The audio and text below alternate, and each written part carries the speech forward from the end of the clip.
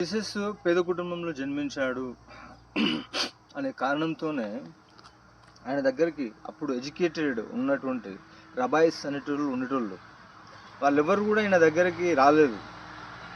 తెలుసు జీసస్కి ఉన్న knowledge, truth పైన ఆయన చేసిన ఎక్స్పీరియన్స్ మీతో ఎవరికి లేదని వాళ్ళకి తెలుసు. కానీ ఒకే ఒక రీజన్ ఏంటిది? ఈ క్యాస్ట్ డిస్క్రిమినేషన్. ఆయన పూర్ ఫ్యామిలీ, వడ్రంగి పని చేస్తాడు. అదే అనే రీజన్ తోటి ఆయనను ఆ విధంగా అవమానించారు. ఇక్కడ ఏంటంటే పవర్ కూడా ఇంపార్టెంట్. ఆయన ఒక సాధుజీవిలాగా బతికిన ఆయన. అదే చేతిలో కత్తి తీసుకొని గుర్రం మీద ఎక్కి వచ్చి యుద్ధాలు చేసుకుంటా సత్యాన్ని గురించి మాట్లాడితే అందరికీ ఉచ్చబడిపోయేది. కానీ ఆయన తీసుకున్న రోల్ ఏంటిది? ఆయన చాలా సాత్వికంగా ఒక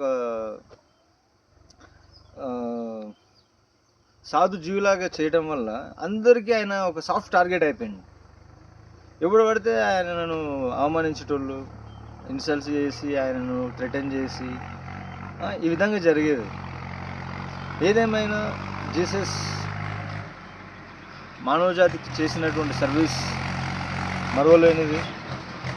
ఆయన చూపిన ప్రేమ, దయ, సోదర భావం, మిత్రత్వం ఇవన్నీ కూడా మనకు ఎప్పటికీ మనకు మార్గదర్శకత్వం వహిస్తాయి, మనకు దిశానిర్దేశకత్వం చేస్తాయి అని విశ్వసిస్తూ మరొకసారి క్రిస్టియన్ సోదరుల సోదరిమణులకు మిత్రులందరికీ కూడా క్రిస్మస్ శుభాకాంక్షలు.